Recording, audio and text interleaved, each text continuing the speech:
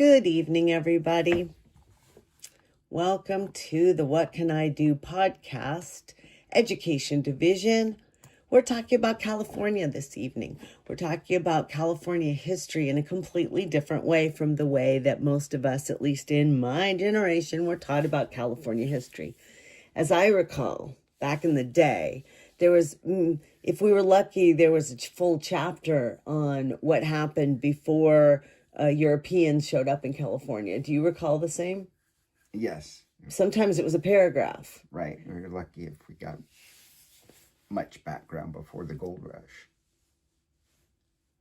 That's right. Well, what difference did it make up until the point that it was part of the United States, right? Even in California, because I guess fourth grade history of California was the story of California becoming and being a state. Yeah. It didn't. You're right, because they have the whole mission thing in fourth grade. Ugh. And they so glorify that whole situation. Right. And they barely talk about the Native Americans, even though the oppression was the big thing. Well, having said that, let's get into it. So when we learned California history, we learned it in a way that it just basically said the Native Americans were these people who didn't really do anything with the land, and they were just these weak, non-Christian people. And they were the ones that came before, and they almost disappeared because they just couldn't cope with white people or white people's ways. That's kind of how they made it seem. Like white people came along in the normal course of events of creating neighborhoods and work. These other people just didn't, they didn't tell us about the smallpox. No. They didn't tell us about racism and narrow-mindedness and religion and their own language and massacres either. No. None of it. None of it.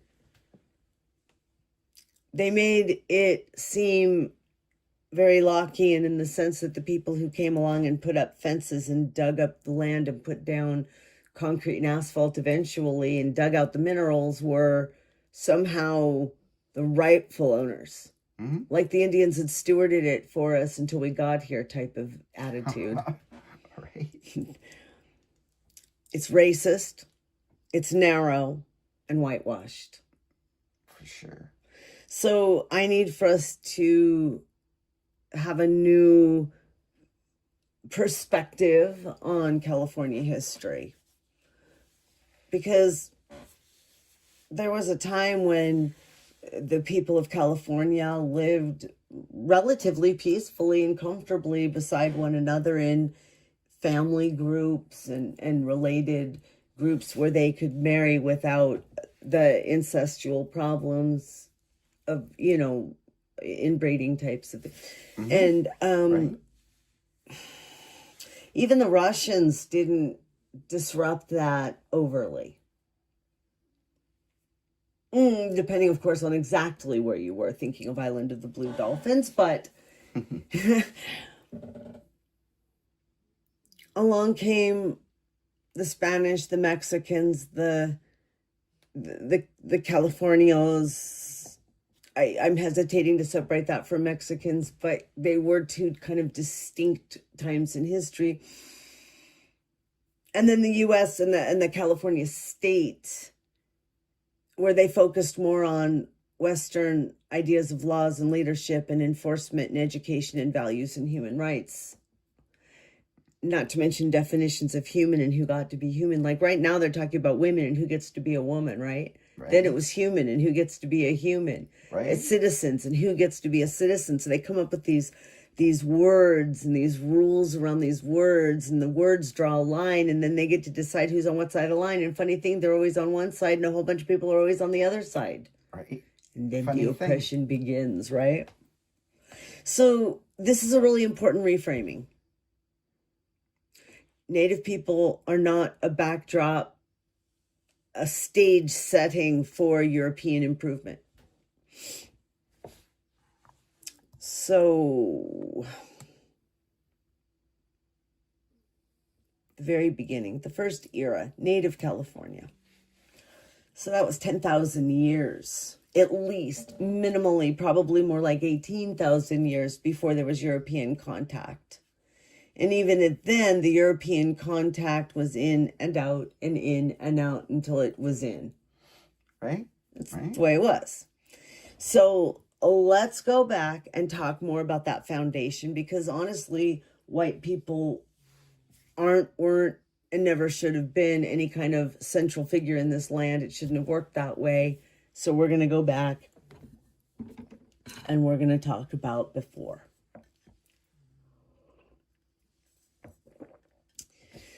There were more than 100 distinct different nations. Kind of makes sense. California is pretty vast. Right. And I think that they were more evenly dispersed than people are today.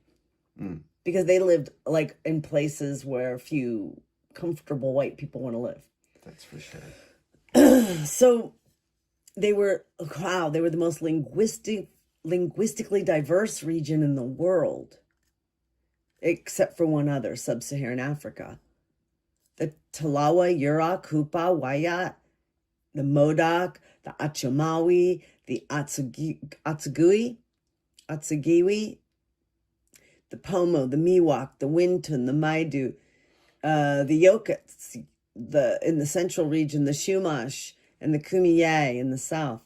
I'm most familiar with Pomo and Miwok because that's the region that I grew up in and learned about. It's also the region I taught in and taught about as much as I was able to do so. And here's the interesting thing. It wasn't a wilderness.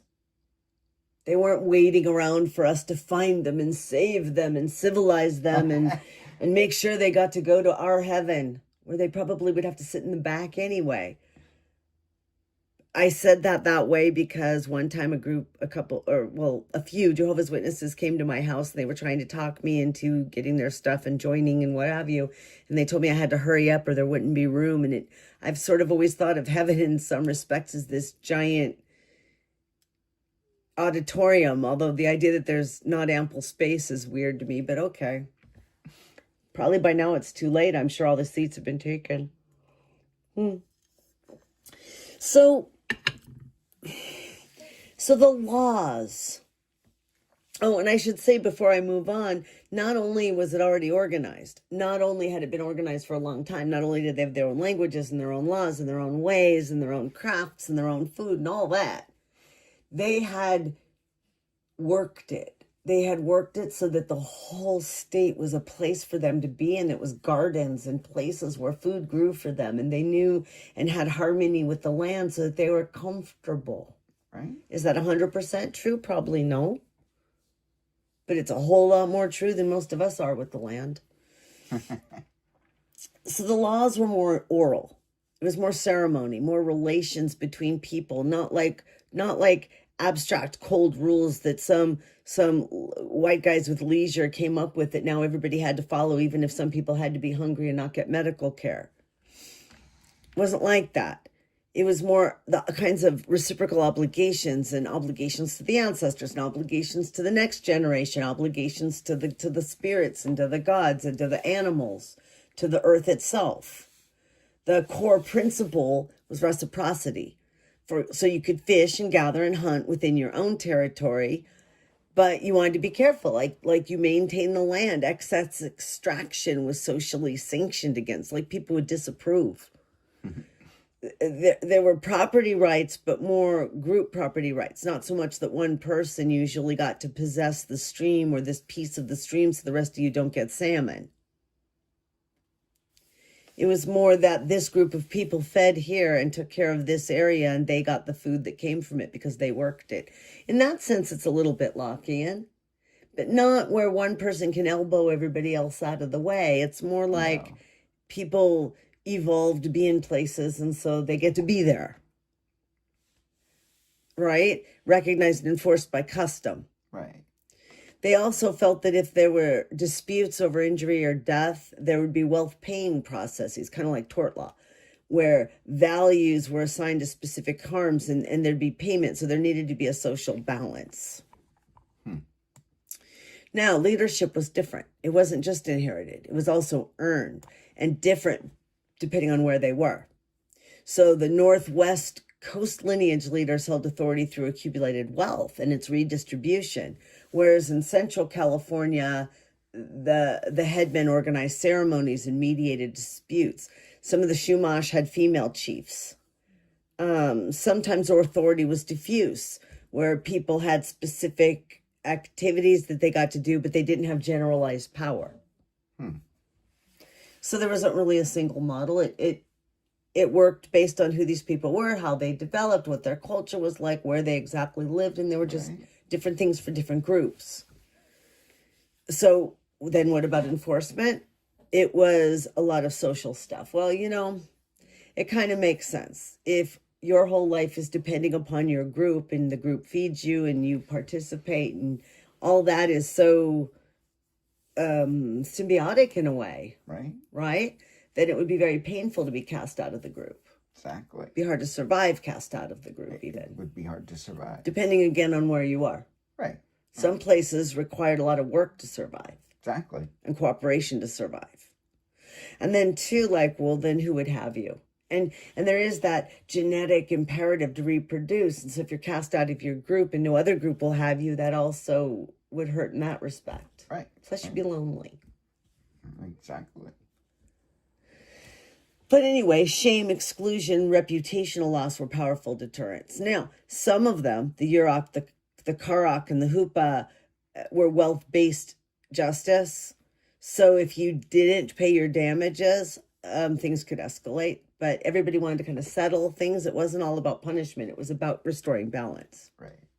There was some warfare, usually limited and ritualized, and again, aimed at restoring balance. Well, you overfished our stream, so we're going to show up in your village. We're going to take some of the beads that you have, and we're going to all call it good and shake hands. I don't know if that's how it worked. Right. But symbolically, that's how it worked, I think. Right. They weren't interested in conquest or annihilation. They all existed, and the whole point was to have some type of harmony. Education was embedded in life. There weren't like institutions. They participated. They harvested. They did, well, they do the ings because it works better. Through participation in harvesting, weaving, ceremony, storytelling, the world renewal ceremonies of the Northwest, the kuksu dances of the Central region, and the elaborate ritual knowledge of the Chumash were living curricula. And they would learn cosmology, ecology, history, and ethics all at the same time because that was part of the ethos. The elders were libraries. The oral tradition was the archive. Well, that's how most cultures once were before some people decided to enforce whatever they want to enforce so that they got to have a little more than everyone else. By modern frameworks, they practiced some, human rights. Their human rights were different. I don't like the sentence that I'm looking at all, so I'm going to rephrase it. But the indigenous Californians had communal land stewardship. They had consensual government, and conflict resolution was prioritizing restoration over punishment. Women had recognized roles in governance. Women had spiritual leadership. Women had an economic life. And there were hierarchies of wealth in some places more than others, but still this idea that all community members had a place and a claim on the resources. And it worked and sustained the people, the culture, the happiness, and the land for thousands and thousands of years. Right. And that was also true with our own prehistory. The only reason that it's prehistory in any sense is because there wasn't written record in that way. The way I agree here with what's written, that the way prehistory is often used is as a way of dismissing them as primitive. Exactly. And it's political because they had governments. They had story. They had history. Right. Had, Mm-hmm. That's right. And it was very similar to what happened to African people being brought here and not being allowed to have their language and their religion and their culture and their family ties. It's dehumanizing. Right. It's Exactly. genocidal, and it's immoral. And so to say that it was somehow the fault of their culture that they were treated that way is disgusting. Anyway, now we get to 1812, and Russia comes and they establish Fort Ross on Kayashapomo territory in 1812 as a supply post. So it was a corporate kind of a thing. Russian American company, they had kind of this quasi-governmental authority, but it wasn't a colonial administration. So the Pomo weren't formally subject to Russian law. They were drawn into trade and labor, but they kept their own. They kept their own stuff. They called the Russians undersea people and negotiated with them. So their presence was economical, not ideological. And they didn't try to convert them. They didn't try to change them or take away their language. Nice. The Aleut and Kodiak hunters the Russians brought from Alaska were company-bound laborers. So they brought their own minions with them, and they didn't seem to need to use these people the same way. Wow. So this chapter is almost always left out of California curricula. It was mentioned, and it's interesting because people will take field trips to Fort Ross. That's right. So they don't not learn about it, but it often doesn't warrant its own chapter. It's a few paragraphs or even a picture of Fort Ross with a few sentences underneath it in a chapter of exploration and early settlements. Exactly. And I thought it was interesting that we tied into Sutter, and so that gets mentioned because he's kind of a California figure. What do you mean it gets tied into Sutter? He bought the fort at some point, right? Mm-hmm. Yeah, but see, the thing is that it was a time when it showed that contact didn't mean cultural destruction. It shows what could have happened, and it was the Russians. And I think that's what a shame. What a shame. They didn't claim California for Russia, did they? No, they may have wanted to, they may have intended to, but it didn't go there. And so who knows? Right. Yeah, destruction, it says, required a specific ideology and specific policy choices, which Spain and the United States made and Russia really didn't. Of course, they didn't go and they tended to want to expand in their realm as opposed to take over other parts of the world. And it's still kind of that way, actually. Mm-hmm. Right. The Kayashapomo today maintain a living cultural presence in Sonoma County. Well, then came the Spanish missions. And like I said, that was very romanticized when I was a kid and somewhat romanticized because what I did as a teacher, I couldn't completely break away because you have to teach. It's sort of like a good diet. You have to eat the healthy food even if you eat junk. Well, you have to teach the curriculum in school even if you teach other things. So I found myself teaching two parallel curricula. Right. And in this case, I would tell them a great deal of what was done. But at the same time, this is with 9-year-olds. And so that's the thing with elementary school. I agree with the principle that if elementary school black children have to be subject to racism and elementary school immigrant children have to put up with a certain amount of harassment and the elementary school age indigenous children had to be forced out of their culture and all the things that happened to them, then I do believe that elementary school white children should learn the truth. However, no children need to be traumatized to learn history and learn from history. And in fact, they'll learn from history a lot better if they're not traumatized and guilt-ridden. So there are ways to teach it. There are ways to introduce this. I did, that step up and step back thing where you tell kids I read this to the kids, if you aren't afraid to walk in your neighborhood at night, take a step forward. If your parents didn't have to this and that, take a step forward. If this and that happened to you or you've ever experienced this, take a step backward. Right. And by the time you're done, the people with more privilege are way at the front of the race. And oftentimes it's Black lesbians that are at the very back. Right. I don't recall any mention at that time of trans people because this was a time where trans people weren't being discussed in public life very much. Right. It was pre-Caitlin too. Right. Yeah.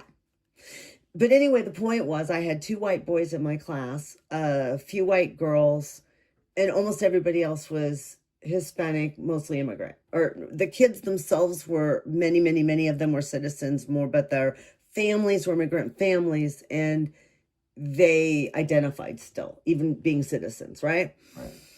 Well, at the very end of it, the 2 white boys were way ahead of everyone else. And one of them was even ahead of the other, being a homeowner, a property owner. Ironically, he and his mom actually didn't have a lot of money, and he was living with grandma. So, but again, the fact that he was living on family property with grandma shows that generational wealth that many of the other children wouldn't have. He turned around, saw where all of his friends were, and burst into tears. And while it was traumatic for him, I think he's a better person. I still know him today. That was when he was 9, and he is now 9. I believe it was a decade ago, and he is now 19-ish. 19 or 20. I'm sorry, I don't remember right now, Dalton. I'm really sorry. But he's a wonderful human being. And I dare say that some of what he learned back then helped. I think that white children need to know that. They need to know how head and shoulders they are because of circumstances before that child had even begun to put the effort in to be a success. You know, he was just being a kid. Right. And he was wonderful then and had a good heart, and he was very intelligent. But as all 9-year-olds are, he was somewhat self-centered. And I believe firmly that that experience opened his eyes at a time when a lot of kids wouldn't have opened them yet. Right. I hope you see it, Dalton. I hope you do. Spanish Mission, California. So Spain colonized Alta California as opposed to Baja California, but it was all of what we call California, with church and military together. Presidios and missions. 21 missions, 4 presidios. Oh, and also 3 civilian pueblos. So the mission system, remember, they're Catholics, and mission, they had a mission, and they went and they traveled and they found, un-Catholic people who, weren't going to go to heaven, and who, needed to be saved. And so they built these missions, and so what they did was they got a whole lot of indigenous servitude, or tried to, and they subjugated people, and they made them sick, and they made them depressed, and they acquired a lot of land. I use that word carefully, and it's doing a lot of work. Acquired the land this way, and I'm afraid things just have not really gotten a whole lot better in some respects. I mean, sure, it's not as bloody, but it's just as devastating. So, in any case, every aspect of Native life was restructured around missions. Legal authority derived from the Spanish crown, and supposedly the laws of the Indies were required just treatment of indigenous people. But once they were baptized, now they were legal wards, and they couldn't leave the mission. They could not practice traditional religion. They could not refuse labor. They were subject to corporal punishment if the padres wanted to do so. And they were not enslaved, but they were not free. Ambiguous. Okay. And we know what happens when things are left ambiguous and waffly, don't we? Yeah, we do. It's not good. Well, it gives all of the interpretive power to the people with power. Exactly. And there was near total authority. The governor of Alta California held ultimate secular authority, but didn't really have a lot of power over the padres because they followed what the church said. And no indigenous person had any authority over their own bodies, their own groups, their own children, their own land, their own anything, you know. The traditional leaders were undermined. The community leadership was changed by mission-appointed overseers. And it was violent. Runaways were hunted and returned and flogged, and soldiers enforced it, and there were rapes, and people looked the other way, and Father Sarah even said so in letters. Wow. And the missions locked up. They locked them up, especially unmarried women and children, right? And of course, you create your own servants when you rape women and create more children. So they were taught Catholicism, Spanish, and agricultural labor. They were taught to be these peons. That's right. So the human rights assessment, a catastrophe. The indigenous population fell from 72,000 at first contact to under 20,000 by 1832. Wow. 75%. Epidemic disease, overcrowded conditions, malnutrition, forced labor, violence, the destruction of the ecological and social systems sustaining these populations. Pope Francis apologized in 2015, the same year Father Sarah was canonized. Really? It's ridiculous. That's not an accident. Oops.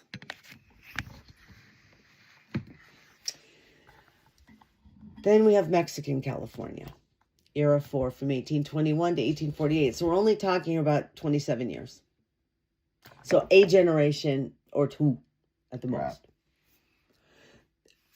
When Mexico won the independence, then all of California was now Mexican territory. Alta California at that point. Mission secularization began in 1833.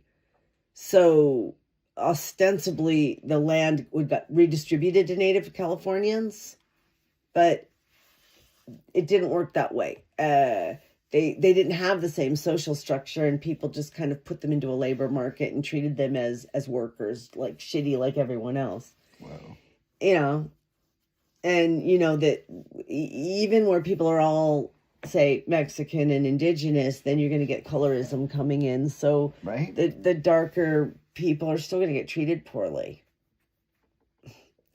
Now, at some point, Mexico finally abolished the mission system's ward status and made them citizens of Mexico, equal before the law. Oh, wow. And the 1824 Mexican Constitution granted broad civil rights, real legal commitments that exceeded anything in the subsequent U.S. framework. Wow. But enforcement was non-existent in this territory because this tiny elite, people like Vallejo, right, and some of the others had already kind of, they were doing what they would do. Right. And when we already know, like from watching how this administration's working, when things are agreements, bad people can just do what they want to do. That's right. Then we have ranchos in class, land grants for it, overwhelming the California elite families. Yes, you don't give land to the poor people who actually need a home and need things. You give it to the rich people who already have so much, right? Right. So you find rich Mexican families, and you set probably the ones who have more European blood and who are lighter, and you send them up there to become the aristocracy. And none of them really went to Native people. I don't know about nothing, but mostly no. And so there was a little bit of a feudal economy going. Native Californians got to be all the labor, and vaqueros. Oh, they were vaqueros too. And domestic workers and hide and tallow processors. Hardly any compensation, debt, peonage. Peons, I told you. Binding Native workers through inescapable debt was common. That's like sharecropping. Right. So when you are forced to free them, you, quote, free them. That's like freeing women, but then not giving them childcare and not giving them maternity leave and firing them if they're pregnant and all that. Right. Nice job, white Christian men. Thank you. Oh, nice. Listen to this. So Native people who left rancho employment could be criminally charged as vagrants. That's the same thing they did to black people, calling them vagrants. Well, with women, they don't do that. They call them sluts. So that means with intersectionality, you can have vagrant sluts, and whatever they do is wrong. Well, think about how they're treated, dude. They're treated as all that, all put together. They watch them in the stores. They treat them badly if they linger in a restaurant. And then they treat them like they're being seductive because they want them. It's awful. And I only understand it intellectually. I haven't felt it, Right. But I can describe it because I listen.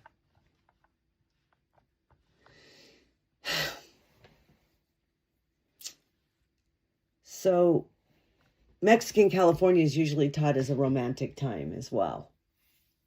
It's romanticized with the ranchos and fiestas and horses and leather. And you see that all around California. It's still romanticized, that era. Mm-hmm. But, the rich people had a good time.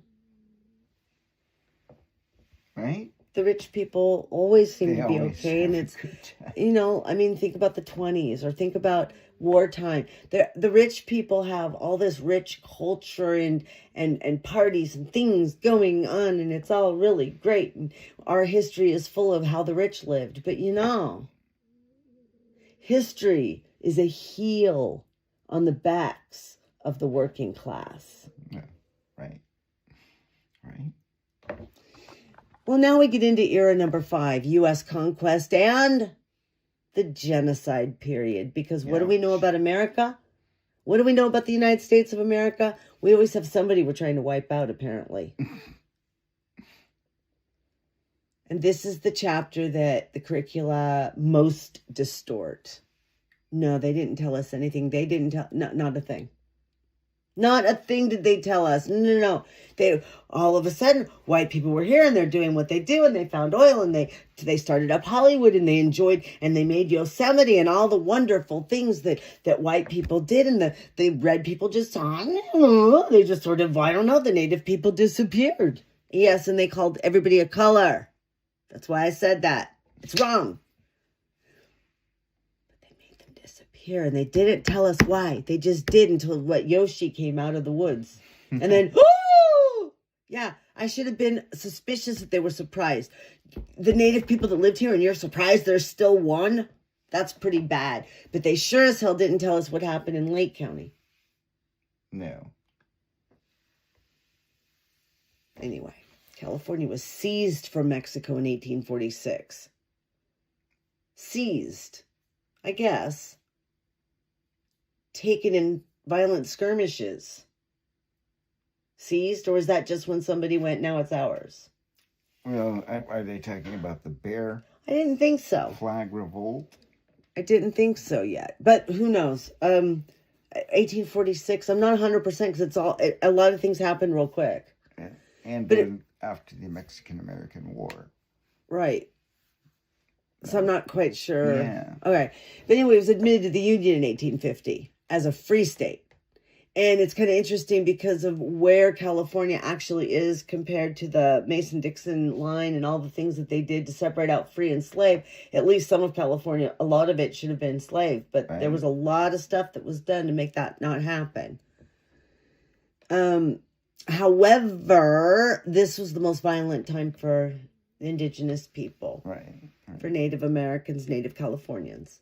A state-funded, openly declared program of extermination that California's own government has now formally acknowledged as genocide.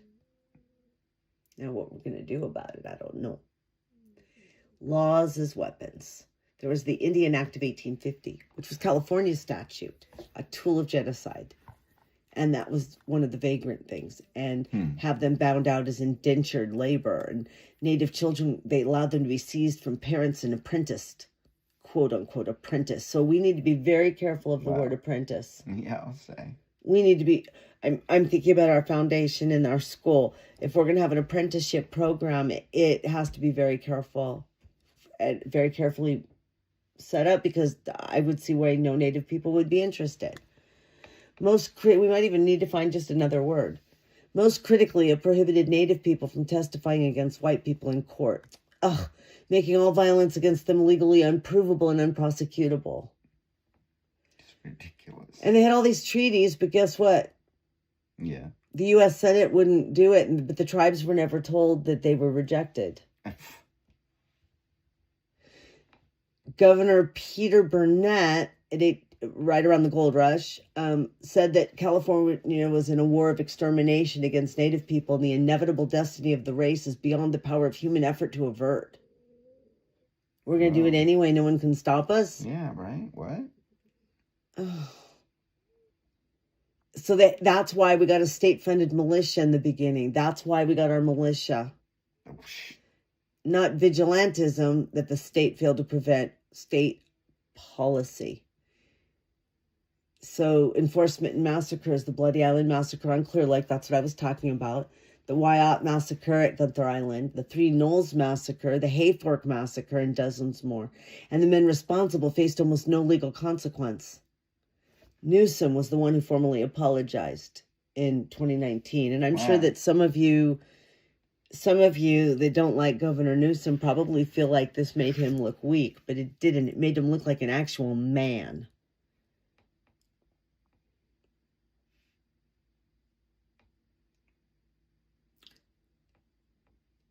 In education, they had federal boarding schools. The kill the Indian, save the man system. Removing Native children from families and forbidding Native language, dress, name, and spiritual practice under the threat of physical punishment. Because California's first public school system was explicitly for white children. California banned and barred, I should say, Black, Native American, and Chinese children from public schools entirely. Wow. And I bet down south, the Japanese children that came in were also banned if they came in that early. I'm not sure. But think about who was being banned. Barred. They say barred, but my nearsightedness, it looks like banned, so you're going to hear that each time. Black children. Black children in California were probably brought there by people at first. Right. Because I don't think at that time a lot of Black people had the means to fund that trip. So they're probably being brought as slaves and servants. And now they can't go to school. Native American children. And note, Mexican children or brown children in any way, shape, or form are not even mentioned. I don't even know, though, if well, no, because there'd been the whole Rancho thing. So there had to have been. Mm-hmm. It's so confusing. It makes me very upset that some people think they just get to walk into a place and decide who counts. It bothers me so much. Right. So the Native Rights Assessment, the Native population fell from about 150,000 at American conquest to about 16,000 by 1900. An 89% decline in 50 years. That's genocide. And the denial of this history is itself a form of ongoing harm. What the textbooks miss. The word genocide is not hyperbole. It's the accurate legal and historical term now recognized by California's own government. Right. It's not a conflict between settlers and Indians, which is a lot of hell. They're going west doing this noble thing, and there are hostile Indians. Well, why? What did there be? Right.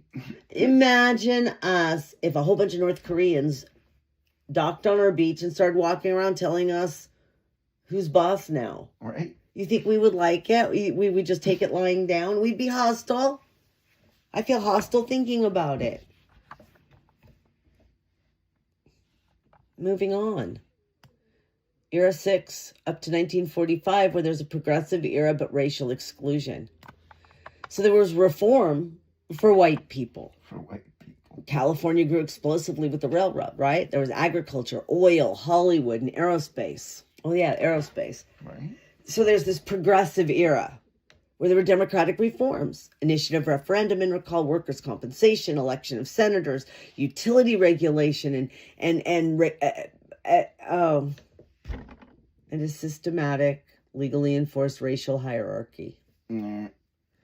Yeah, there were places in California that were definitely sundown towns like Napa, and a place like Santa Rosa that said they were proud to be the whitest city in America, or whatever their thing was, or in California, whatever it was. It isn't like that now, but you can't be that way for any length of time and have it not permeate your culture and go handed down from parent to child. Right. That's how culture works, That's guys. how culture works.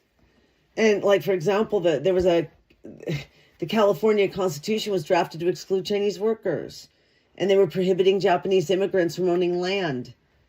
And there were all kinds of racial segregation and redlining and racially restrictive covenants. And Native Californians didn't even get to be U.S. citizens till 1924. Wow.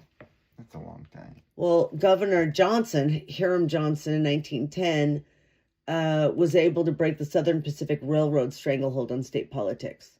And so he started having reforms.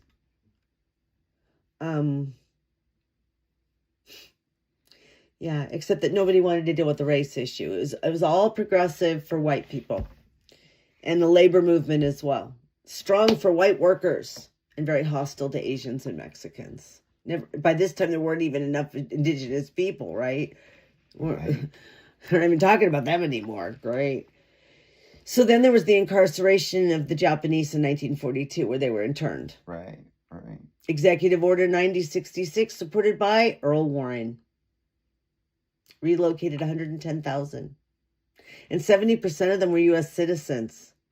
Wow. They went to concentration camps without charge, trial, or due process.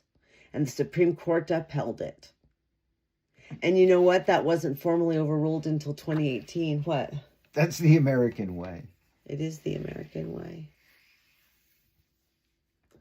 Not aspirationally. No. So this era substantially improved rights for white working class Californians. And for everyone else, that same law was pretty well turned on its head as a tool of oppression. And then Earl Warren, championing Japanese American incarceration, authored Brown versus Board of Education as the Chief Justice. So people are not all good or all bad, are they? No. Something's going on there. Modern California from 1945 to the present. Strongest protections and the deepest inequalities all together. So we got California's Fair Employment and Housing Act, Unruh Civil Rights Act, and other things. We've got some of the strongest laws for everybody. Our laws are good. We also have the largest state prison system in the nation, and we built it during the 80s and 90s while all these protections were also being done. We had the 3 strikes thingy for a while. Right. All these police killings. Then we had Prop 13. We had Reagan dumping everybody out on the streets. Our universities, which were world class, kind of got expensive and race and zip code and a lot of that stuff. Strongest formal human rights protections of any U.S. state in many domains, not everything, but many. But the gap between the rights on paper and their lived reality follows racial and class lines that trace directly to every era above. The ongoing effort by the Kayasha-Pomo, the Yurok, the Wyatt, and other nations to reclaim land, cultural sovereignty, and legal standing is not a legacy issue. It's current governance. And the textbooks don't talk about what's underneath the progressive reputation. Sure, we have the best laws and people are legally not going to get persecuted for their identity, but that doesn't mean that everybody's all just Yahoo about everybody else. There's a lot of red counties and a lot of red spaces and a lot of red people. Yes. Red just meaning the racist side of the conservative party, like that. Conservative people.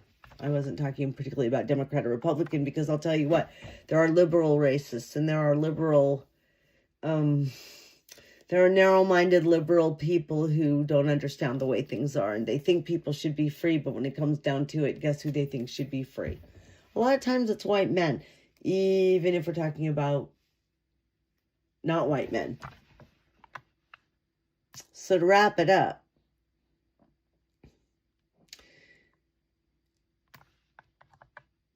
the story of California being this wilderness and then being shaped by missions and finding statehood and gold and riches and growth and progress and being so open and free is a lie. Right. It's a lie because it's actually conquest and genocide and oppression. Are the other things true? The lie, is the lie true? Pieces of the lie are true. It's the pieces that are missing that make it a lie. Oh, there you go. There you go. And while the state may have acknowledged the destruction, most people here, I'm not talking about in the cities, I'm talking about here in Lake County, I think don't. Laws, leadership, enforcement, education, values, they're not separate topics. They're a system. For example, when the laws exclude Native testimony, enforcement was impossible. Oh, right. And understanding California governance means understanding how all those things work together. So I think it's a good time to wrap it up. You need to understand that all those eras in California history actually right now are all working at the same time. there are still people who, whether they see it this way or they don't, express things that are more consistent with genocide than with equality and equity. And that's what we're fighting. The people who want to snuff out other people versus the people who want everybody to have a chance. That's right. A real chance. And I know I'm waffling, but using waffle words, but we're trying our best to define these things now. So until next time.